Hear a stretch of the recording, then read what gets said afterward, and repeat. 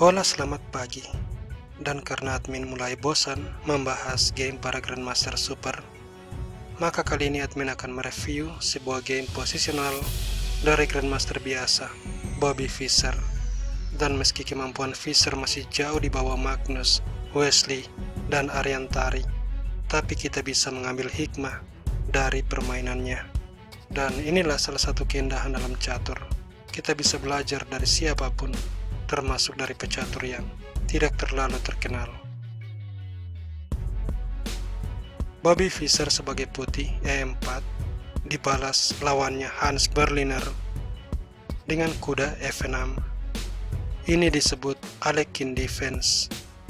Bobby Fischer dengan tepat bereaksi E5, kuda D5, kemudian D4, dan sesudah D6, pion C4, kuda B6, pion ditukar, pion makan, dan kuda C3. Fischer punya dua pion di center, sebab itu dia akan membangun kekuatan pasukannya berpusat di center.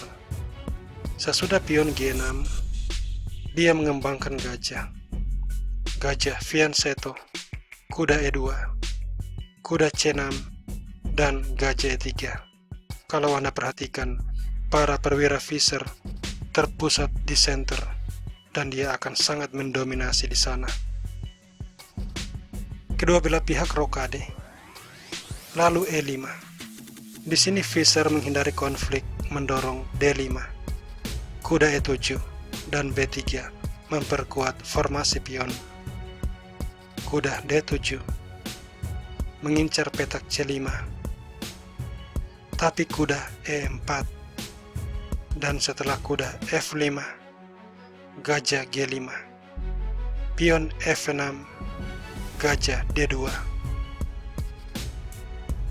Di langkah 15, kesalahan posisional dilakukan hitam, yaitu kuda C5. Langkah ini salah karena kuda makan kuda, pion makan, dan Fischer punya pion bebas.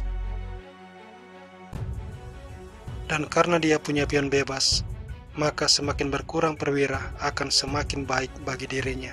Sebab itu, Fischer menukar perwira, gajah makan, dan F4. Pion makan, kuda makan.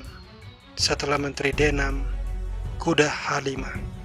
Kembali Fischer ingin menukar perwira. Tentu saja, pion makan kuda dibalas benteng makan gajah, dan Fischer pasti akan menang. Karena itu, benteng E8 dipilih. Fischer menukar gajah, raja makan, lalu gajah menyerang menteri, menteri D7, dan menteri D2, menghubungkan benteng sekaligus mengancam serangan skewer. Benteng menghindar, gajah skak, raja mundur, dan benteng E1. Benteng E7, benteng makan, menteri makan, kemudian H3. Menteri E4, menteri menyerang pion, menteri E7 mempertahankan pion, lalu G4, gajah D3, benteng D1, gajah E4, dan Fischer mulai menggerakkan pion bebas.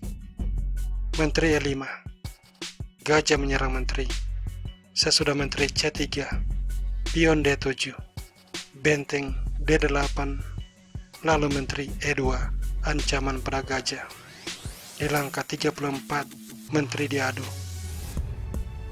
dan Fischer dengan senang hati mengambil menteri. Gajah makan menyerang benteng, tapi Fischer mengabaikan. Dia melangkah gajah ke petak C7, juga menyerang benteng, dan Berliner menyerah karena kalau benteng menyelamatkan diri, pion promosi. Dan kalau gajah makan benteng, gajah makan benteng. Sesudah gajah ke petak F3, gajah akan makan pion, dan pion akan promosi. Sebuah permainan yang sangat sederhana.